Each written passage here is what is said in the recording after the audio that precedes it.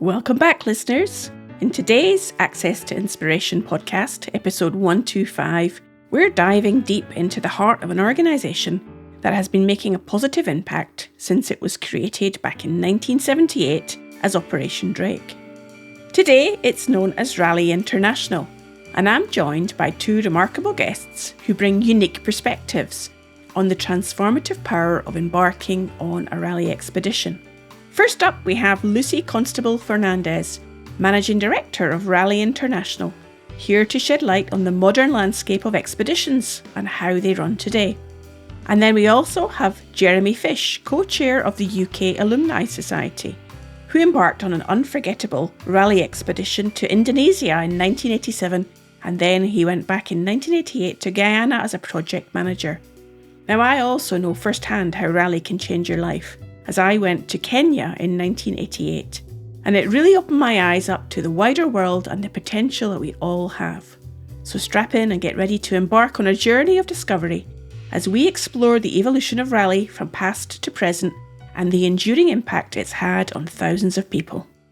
Welcome to the podcast, Lucy and Jeremy. Hello, thanks for having me. Hi Sue, nice to be here. It's great to have this conversation, and as I mentioned in the introduction, rally really changed my life back in the late 1980s and gave me a bigger perspective on the world. And it's really exciting to have both of you here to have this conversation and look at why Raleigh International is such an important organisation to shape the lives of young people and to make an impact in the world.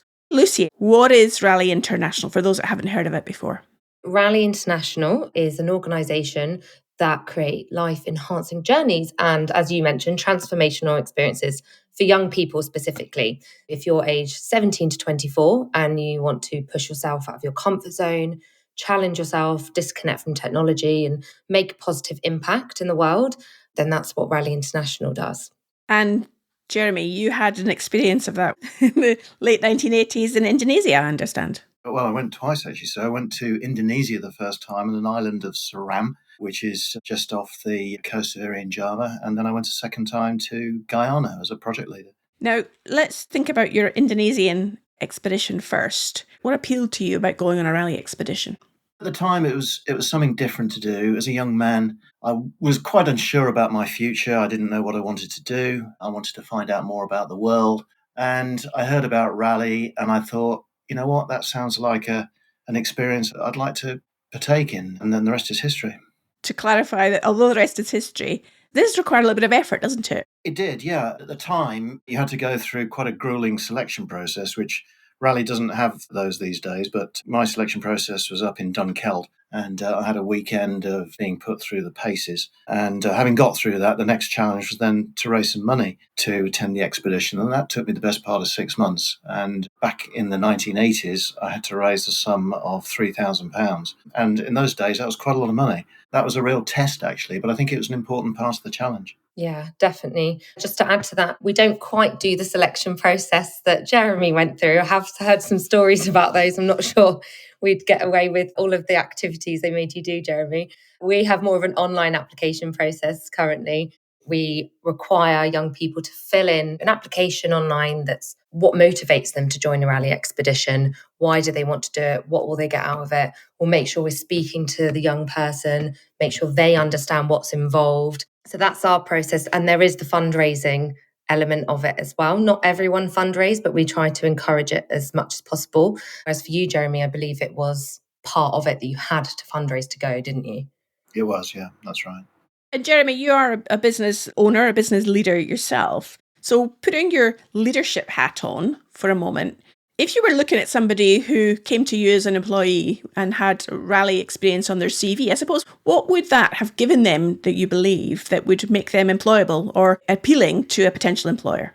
Well, you're right, Sue. I do employ quite a few people. And if somebody comes across my desk with rally on their CV, I think they're eminently more employable. It shows that they've got some get up and go. They're a self-starter. They've got some initiative. They've probably got a more global view of the world. They've had to work in teams. They've probably had to work in some quite testing and difficult circumstances from time to time. They've probably got some leadership as well. And what did you get out of the expedition then, Jeremy? Having spent 3 months in Indonesia and Seram, when you came home, had it changed you as a person? It did. Well, it didn't At the time, it doesn't change you when you immediately get back as a young person. But actually, I got my first job thanks to Raleigh. A local Rotary club very kindly sponsored me a few pounds, and they said, when you get back, would you give us a slideshow of your trip? So I did that, and as I was giving the presentation, there was a man in the audience, and he said, I need someone like you. Will you come and work for us? So I got my first job thanks to Raleigh. Raleigh changed me sort of in my later years, I think, or I started to become aware of the change and Raleigh's importance to my personal development and the opportunities it helped create as my career started to grow and flourish. And I attended lots of interviews where people said, oh, you're on Raleigh, were you? My daughter or my son's been on Raleigh, and what a fantastic experience. It's not only a conversation piece, but actually people do know about Raleigh, and Raleigh is generally recognised as being a fantastic way of accelerating people's development. And it does set them aside from others. It gives them life skills that they're not going to learn in a classroom or a university or anything else. It's going to give them practical skills.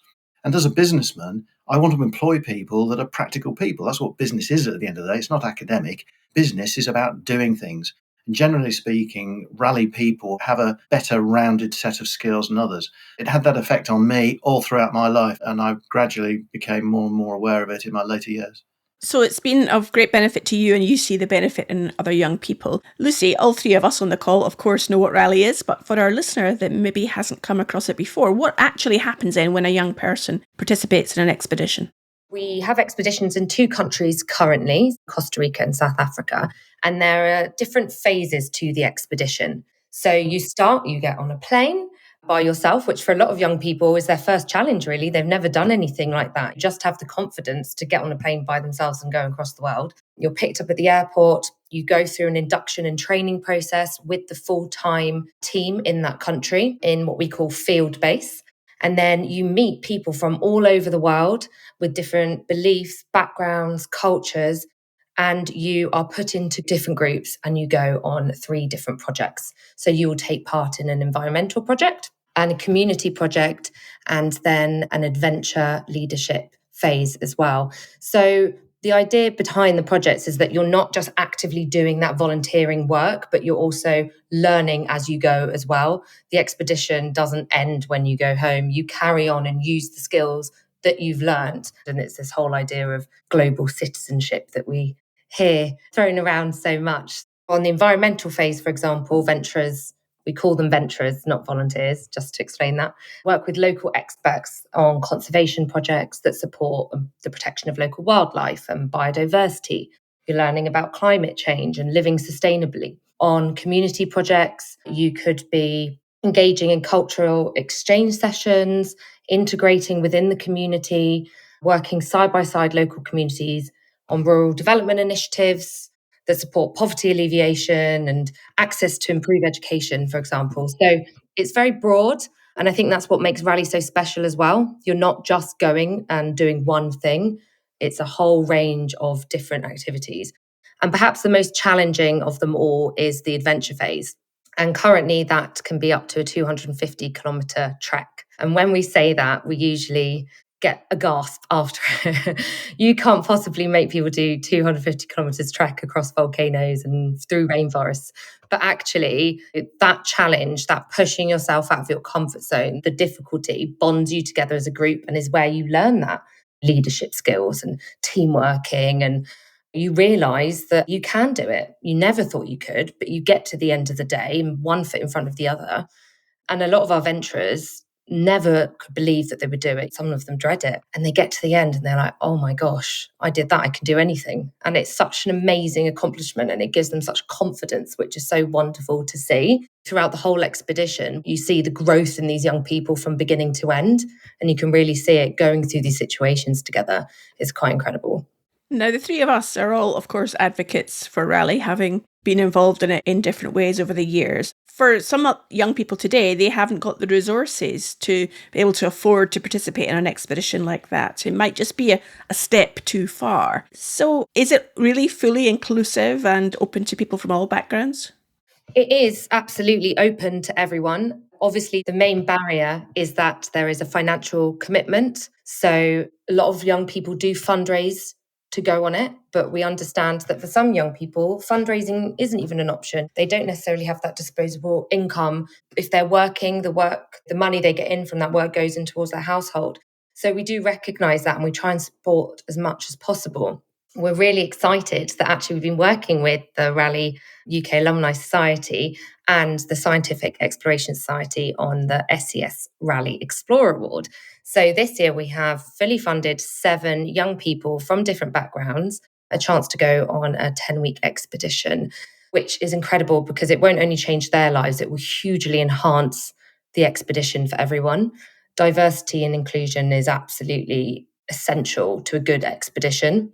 The whole point is that people go and meet others, like-minded people, but from different backgrounds. And that's how you learn, develop and grow, from listening to other viewpoints. And you might not always agree, but you find out how to work it out. And that's real life, So we're definitely committed to doing more and more so more people can join.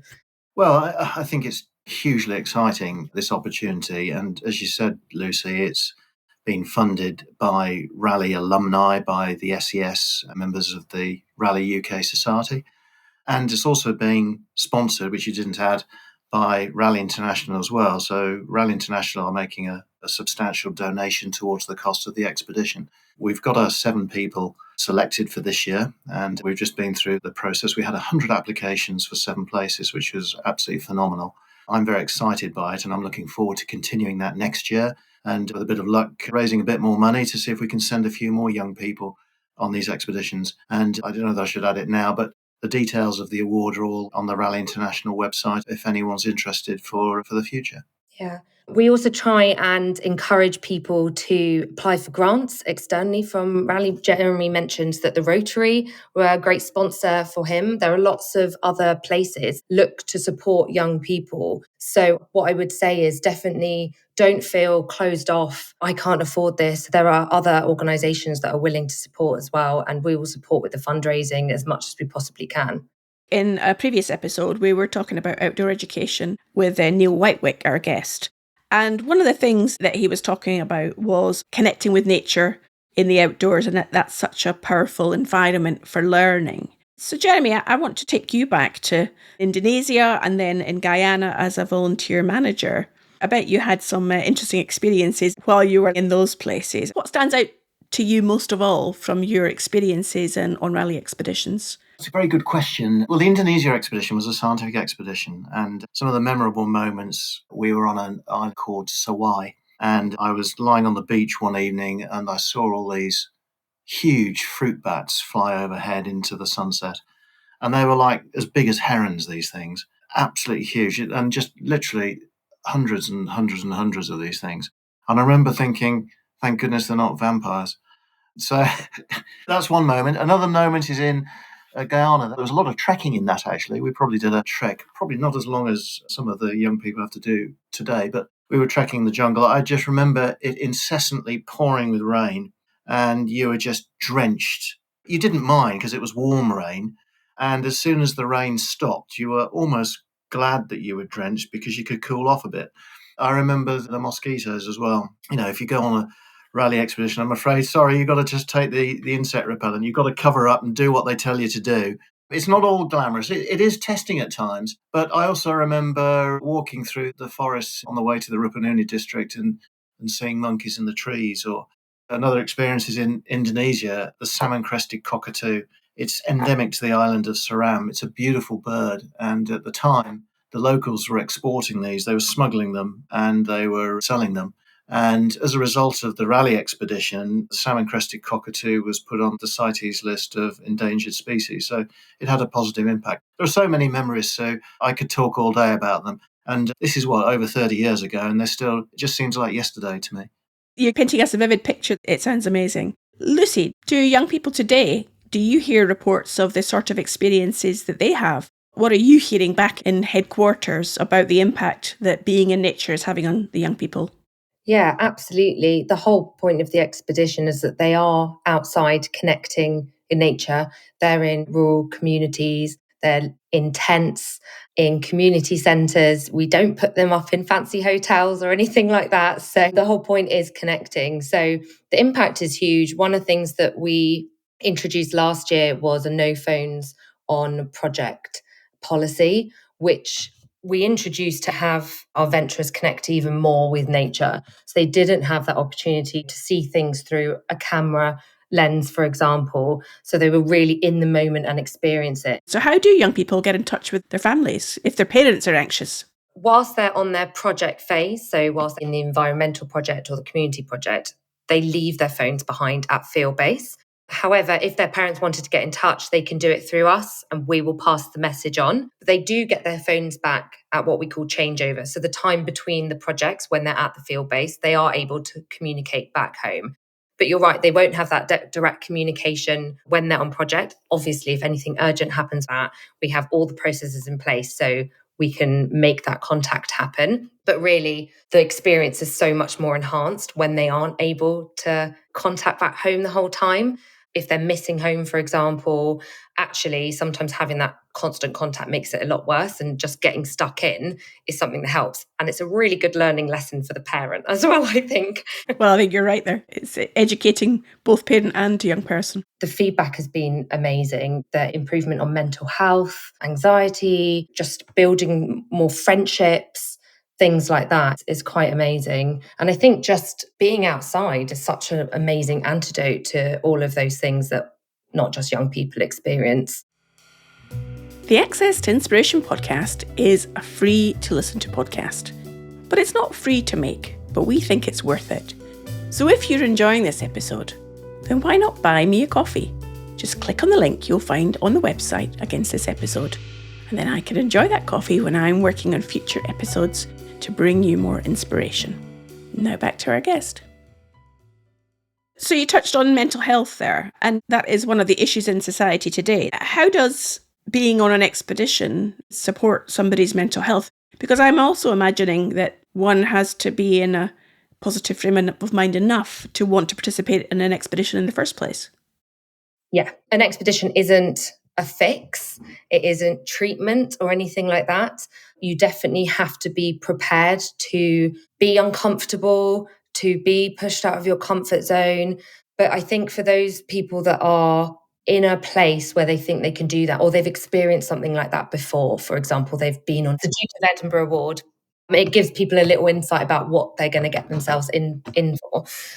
I think providing an opportunity for young people to get away from the day-to-day pressures of life, from the exposure of social media, the pressure of what are you going to do next with your life? You have to go to university, you have to go with the rest. And actually just to stop and disconnect from that completely is such a rare thing. People don't get the opportunity to do that. And to say, actually, I'm going to go away for 3 months and actually just focus on supporting other people, building friendships, learning and developing myself, just that in itself gives people the time and the space and puts things into perspective. And I think that in itself can have such a positive impact on someone's mental health. Jeremy, how do you see things? You mentioned earlier the Alumni Society. I think you're co-chair of that. Does mental health play out in the work that is happening there? The Alumni Society is a collection of ex-Raleigh people that are trying to continue the adventure. And we're a society, we get together 3 or 4 times a year. We go on weekend activities. So typically the philosophy behind the society is all around action, adventure and social. So action, we're committed to volunteering and doing some community work and giving something back. Typically, we've done conservation work. We've done some work up at a children's hospice. We've worked with some of the national parks on clearing areas. There's an adventure element. So we do a hike. We don't do anything like a 100-mile hike. Our hikes are quite tame in comparison. They're normally about 10 to 12 miles. But they're in interesting parts of the world, in the Yorkshire Dales or the Peak District or in Snowdonia. And then there's a social element to it as well. So we get together in the evening and we'll do a barbecue or we'll do a group cook and we'll try different cuisines from around the world. And we relive our Raleigh experiences. Sometimes we sit around a campfire and toast marshmallows and do all that sort of stuff. And it's a lot of fun. And we encourage anyone that's been involved with Raleigh to come and join us. And to answer your question, I think it's great for people's mental health. We do see quite a few alumni with mental health challenges as well. And I think, as Lucy said, just getting out there, getting into the fresh air, getting some exercise, connecting with like-minded individuals and having that social interaction it's all a positive, healthy thing. It's healthy for body, it's healthy for mind. And I know, certainly from my personal experience, that every time I attend a Raleigh UK Society weekend, I'm usually coming back buzzing. I'm coming back with my batteries recharged. I'm coming back with a renewed love for Raleigh. And actually, I'm feeling energized. So, yeah, it's got to be good for people's mental health. It's certainly not the complete cure for it, but it's a positive day out of potentially many dark days for people that are struggling. And the more positive days that you can have, it's got to be good for you. So that's what's happening in the UK. There are alumni societies in other parts of the world. And given we have a global listenership for the podcast, which of you would like to tell the listener about what else is happening in other countries? We have some amazing alumni societies, and they're each doing different but equally incredible things. For example, in Bermuda, we work very closely with them. They have their own development program where they support young people from underserved backgrounds to get outside, get out into nature. And then at the end of their own program, they go on a rally expedition. We have people in Hong Kong also doing the same thing. There's 15 global societies. So there are a lot of people doing incredible things. Some of them send people directly to Raleigh. There's a very strong society in Singapore, and also Raleigh China is huge. Raleigh China's sort of morphed into its own almost separate organisation in parallel with Raleigh, really. But again, that's all sourced from Raleigh. I think there's a society in Tanzania, and all these Raleigh societies, they're doing similar things. They're all in sort of various stages of sort of maturity. Some of them are very, very well established, have got their own funding and even employ their own staff. Others, like the UK Society, are still relatively young. We've only been going sort of, 6 years now. So we're still very heavily reliant on volunteers. So it's great. And wherever you are around the world, if you've been on a Raleigh expedition, go and join your Raleigh Alumni Society, whatever country you're in, because it's such a positive experience. One of the aims and objectives of Raleigh was to establish global leadership, and that's exactly what it does. And if you're involved in your Raleigh Society, you're playing a very key role in that. So there's things happening around the world, which I'm really heartened to hear, and gives me a sense that there's really tens of thousands of people have been through the Raleigh experience over the decades since it started as Operation Drake many, many years ago. And then it moved into Operation Raleigh, and of course then Raleigh International. Now then it's morphed again more recently. And Lucy, I know that now Raleigh is a for-profit organisation, and some people are a bit uncomfortable about that. How do you respond to that reality? I would say that after decades of being a charity, I completely understand why that would make some people uncomfortable. I had reservations myself when I found out Raleigh would be moving from charitable status to a limited company, particularly after working in the charity sector my whole career and working for Raleigh when we were a charity. And I think ultimately it's about two things. Does Raleigh continue to have the same vision and mission? Yes. Does Raleigh still make a positive impact? Yes. And I had many conversations with the people who brought back Raleigh International. And I felt confident that they knew the responsibility that came with acquiring a brand like Raleigh. It is a huge legacy. And like you said, there's over 55,000 people across the globe that have taken part in Raleigh International. And we can't take that for granted. Raleigh is people at the end of the day. And for me, I thought the best way to keep Raleigh was, I guess, from within. And I have a team of incredibly passionate people, over half of whom are alumni, and they're committed to upholding its values, its culture, and its legacy. And I think it's really easy to connect good with charity and bad for anything else. But the truth is there are some credible organisations, not just Raleigh, doing great work with both those statuses. And really sadly, Raleigh International Trust went into liquidation, but hopefully now will continue changing lives for decades to come and working with alumni and learning from the past. So given that it has to make a profit, it has to be a business, how do you measure the success of the organisation? Is it just purely profit, or are there other ways that you're measuring the impact and the success of the business? Yeah, absolutely. I think it's twofold. Firstly, with the projects that we do. So I mentioned before, we do community projects and environmental projects. We work in tandem with local communities and create partnerships. So they work towards the UN Sustainable Development Goals. Before we set up a project, we make sure, what are we trying to achieve with this project? Why are we here? We're not just coming in, building a school, thank you very much, goodbye. That defeats the whole point of what we're trying to do. So that's the first thing. And the second thing for me is the impact we're having actually on the young people. So we say they develop leadership, they develop their confidence, their team working skills. Okay, but how? And how are we measuring that? So, for example, we survey them at the beginning, we survey at the end, we measure that from beginning to end. So we're actually talking to the venturers constantly to try and improve the program, to try and make sure we're delivering what we say we're delivering through things like the day leadership scheme, for example. So this is something that we do to improve leadership with the young people. Each day they take it in turns to be the leader for the day. So we will review things like that to make sure they're actually getting the skills that they say we're getting. So yes, of course, we've got to be financially stable, but the whole point of a rally expedition is that we're serving communities, the environment, and ultimately the young person.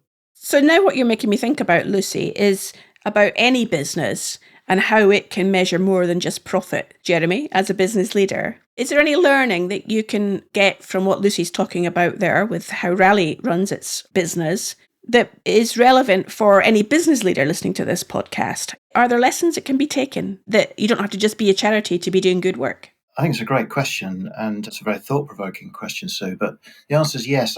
What it does, it encourages business leaders to think about their impact on the environment and also how they're developing their young people, because today's young people are tomorrow's managers and leaders of the future. And when it comes to training, I'm always in sort of two minds about training. Certainly in my industry, and I work in construction-related industry, people learn by doing. Seeing and doing. They don't really learn by being in a classroom environment.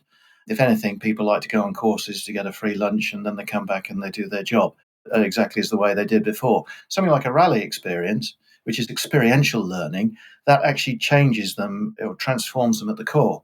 And I think that type of learning is very valuable in the business world. So it does put more emphasis on that. And actually in a previous role, I did send a couple of people on rally expeditions as part of that experiential learning, and it did have a transformative effect on them as individuals. And the second element is actually the sustainable business. Funnily enough, my business is one of the worst polluting environments because we buy and we rent out construction machinery, and it's all diesel-based, so we are heavy CO2 polluters. But it does get you to think differently. So we're quite big into carbon offsetting, for example, which is not expensive at all. We're into helping customers reduce their emissions by reducing their engine idle hours and all those sorts of things. So as a leader in my position, Raleigh has definitely affected me, and I'd like to think it will affect other business leaders as well. It is not just about profit. Profit is important. You've got to generate profit first and foremost. But actually, the way I see it is that you've got to generate profit in a responsible way while encouraging the next generation of young people.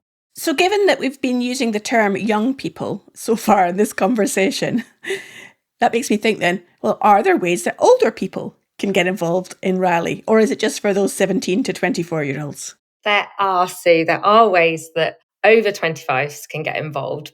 So we have a fantastic group of people. We call them our venturer managers that come and support the running of the expedition. They support our operation teams in country. So if you're a good planner and organizer, you can support the operations team as our logistics coordinator. If you're passionate about supporting young people become leaders, you could be a great project coordinator. So we have several roles. Yeah, and I would encourage anyone who's maybe thinking of having a career break or stuck in something, they maybe want to try something new and push themselves out of their comfort zone. We're really looking for people who are willing to support us in our vision and mission and support young people become, as Jeremy said, the next generation of young leaders. Well, I'm glad there's opportunities for older people if we put them into that category as well. Looking forwards, this whole series is on heritage and nature, and we've spoken about the nature element. We've spoken a little bit about the heritage of the Raleigh brand, but thinking about that ability to hand something on for others into the future, what state do you hope Raleigh will be in 10 years' time, Lucy, as the leader?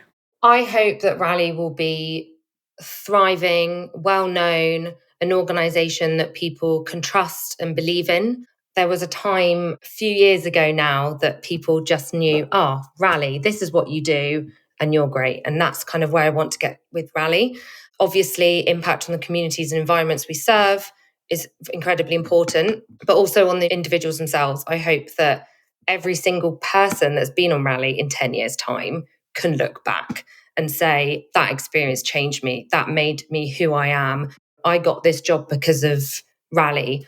I had the confidence to go away from home and go to a different university, or actually have been through a really hard time recently, but the coping mechanisms I learned on Raleigh helped me deal with that. It could be inspiration to set up your own business or a charity, as many ventures have done in the past. So I hope to see the network of incredible alumni grow and support each other. And I want those people to spread the word and tell everyone else about Raleigh too. And you, Jeremy? Well, the first thing I want to add is that obviously I'm not employed by Raleigh International, so I'm just an alumnus. But where I hope it will be, I hope that Raleigh will continue to provide the opportunities for young people, because I think in this world of digitisation and social media and everybody on their phones all the time, actually for people to get out there and to roll up their sleeves and to experience nature firsthand, to enjoy expeditions and the comradeship, the companionship that people will get, is something that is increasingly rare in this world. And I'd like to think that the Alumni Society will continue to encourage young people and to work with Raleigh to help promote that. And I'm very excited by its future. Personally, I'm delighted to see the new Raleigh go from strength to strength. Lucy, I know you're a mother of a 12-year-old boy. Do you hope that he will be able to go on an expedition in the future, or you put him off by raving on about it so much at home? I don't know. I hope not. He has said to me before, will you stop telling me to push myself out my comfort zone? He knows I've practically already signed him up. Freddie's actually about to go on his first residential. For me, that's his first step into pushing himself out of his comfort zone. He's gone through a lot in his little life. He's suffered anxiety, he's been in and out of hospital. And I think I was at risk as a parent of completely wrapping him up in cotton wool and not wanting him to do anything that would cause him any sort of fear or anxiety or pain. So I actually stopped him doing stuff, and I had to have a word with myself and think, no, Lucy, you're making it worse for him. He needs to develop the resilience and to put himself in those situations. Now I encourage him to do things because he's a bit nervous or because he doesn't want to do it, because at the end he'll realise that he can and he'll grow in confidence. And actually it was me that was probably stopping him and making believe that he couldn't do it by being a nervous mum. And I've got to practice what I preach and sign him up to Raleigh Expedition. So absolutely. And I think the benchmark for me with all the expeditions is, would I want my son to go on this? Would this be an experience for my son, who's not particularly outdoorsy, actually? He probably would rather be inside gaming. But I've got to be like, no, this has got to be for everyone and safe and fun and adventurous. So yeah, he's going. He's going. He doesn't know it, but he's going. Well, it's just interesting there to give us the perspective from a parent as well, Lucy, in terms of how your mindset and openness to adventure and experiencing different things for your son can play quite a role in shaping what he's encouraged to do. Yeah, and I completely understand it. We speak to parents all the time who are a bit nervous about it, or they don't maybe want them to go, or they're completely opposite. But I completely understand that perspective of things. And it is hard, especially with the no phones. You know, you don't have that contact with them. But what Raleigh can do is provide that buffer. You know, they're safe, they're there, they're fine. They're having an incredible time making mistakes, learning from them, and we will communicate with you. And I think I just really understand that, because that's what I would want as well. So if our listener wants to find out more, Lucy, how do they find out about Raleigh? You'd go to ralleighinterntional.org. And I would also encourage you to go to our social media sites, particularly Instagram, because you can see some fabulous live content from the countries. Sounds great. And Jeremy, if you want to continue to grow and develop the Alumni Society, how do alumnus that might be listening to this podcast find out about it? Well, currently you can go onto Facebook and just key in Raleigh UK Society, and that will take you to the group. It's a closed group, so you've got to answer a few questions. Or if you're not on Facebook, you can just drop us an email at Raleigh UK Alumni Society @gmail.com, and we'll get in touch and we'll put you on a mailing list and let you know how you can get involved. Wonderful. So finally, Lucy, if there was one life lesson that you think you've gained from your experience of being part of the Raleigh family over the years, what's the one life lesson you've gained? One life lesson? Oh, that's tough, because there's probably quite a lot. I think it's that you can rely on other people, and it's okay to make mistakes. And that's what the learning is all about. And Jeremy? Raleigh is an experience that lives with you for your entire life. And it's something you draw upon as a resource in moments of weakness. It's something you draw upon in times of celebration. And it's something you reflect on, and it will change your life. That's the key learning for me. Thank you both for the conversation today. I hope that it has given our listener some pause for thought and reflection about how Raleigh and organisations like it can have such an impact on people. That was great. Thank you. Well, thanks to our guests today, Lucy and Jeremy. And please do get in touch and let us know what you enjoyed about the episode. And I have an ask of you. Please share it with just one other person that you think would enjoy it. And that way we can help more people learn about the Access to Inspiration podcast. Well, I'll be back next week and I'll be talking to Sofia Heinonen, Executive Director of Rewilding Argentina. She leads projects to recover ecosystems in areas that cover more than 1 million hectares. And she was recently recognised by the BBC as one of the 100 most influential women on the planet. I hope you can join us then.